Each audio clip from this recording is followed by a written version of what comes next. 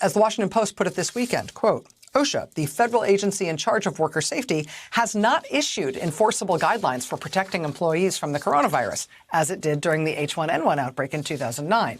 Instead, OSHA in the Trump administration has opted for voluntary guidance.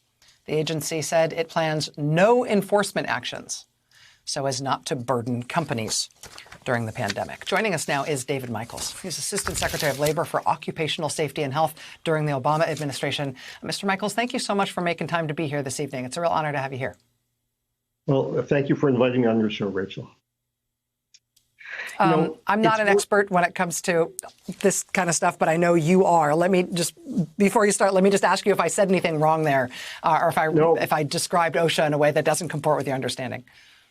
Sadly, I think we did a great deal during the Obama administration, and OSHA is missing in action right now. It's tragic. It's more than 2 months since OSHA and the CDC really issued voluntary guidelines for businesses to follow. When I was at OSHA, we issued mandatory guidelines for silica, as you described it, which will save lives. We can see very clearly now that these voluntary guidelines aren't working. They're not effective. There are 18,000 meatpacking workers who are sick, and more than 70 we think have died. And we don't even know the real number. Companies have stopped reporting those numbers, essentially trying to hide what's going on. And it's, of course, not just in meatpacking plants. We see outbreaks now in prisons, nursing homes, but also Amazon warehouses, McDonald's, farms, any place where workers are congregating. And as this tragedy is unfolding, OSHA is doing nothing. They've issued no requirements to protect workers, not meatpackers, no workers. The Trump administration is essentially saying to workers, look, you're on your own. We're not going to help you.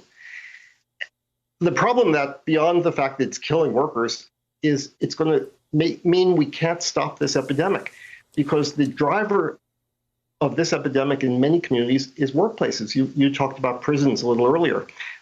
The counties with the highest rate of COVID-19 infection are counties with either prisons or meatpacking operations, because the virus doesn't stop at the door of the plant or the prison. Workers bring them home to their families, their communities. Not protecting these workers is a surefire way to keep this epidemic going rather than to stop the spread.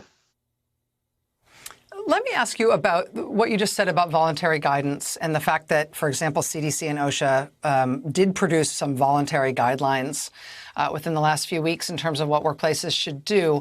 It seems to me that science is not the problem here, that this is, yes, a novel coronavirus, and yes, we are learning things about it that surprise us all the time. But in terms of the basic things you need to do to keep people safe at work, we do, the public health people and the occupational safety and health people and the epidemiological detectives who trace how these things spread, they do basically know what needs to be done in workplaces in order to keep people safe. The issue is enforceability and whether or not the federal government will make workplaces do that. It seems to me like OSHA is actually a very powerful agency for requiring workplaces to comply with guidelines like that if they put their shoulder into it. There is a lot of power in the agency that could be tapped if the administration wanted to, isn't there? Absolutely. Everybody in this country knows about social distancing, and the phrase PPE, which no one knew 3 months ago outside of occupational health, is now on everybody's voices. But what OSHA has to do is make it a requirement to say to employers, you must follow these rules. And of course, OSHA can do that. OSHA can issue an emergency standard that says right now to every employer in the country, what you must do is create an infection control plan at your workplace, which says how we're going to make sure we have enough distance, PPE, sanitation. It's not, as people say, rocket science. We know how to do it. The only thing I think people have to take into account here is this plan just can't be something the employer says, this is what we're going to do. They must do that, but they also have to involve their workers because it has to be collaborative. It's workers who are exposed. It's their skin in the game. They need to be involved. OSHA has to say to every employer, work with your workers, work with the union, figure out how you're going to make sure everybody's protected and move forward together. But needless to say, they're not doing that or anything like it. David Michaels, OSHA administrator during the Obama administration.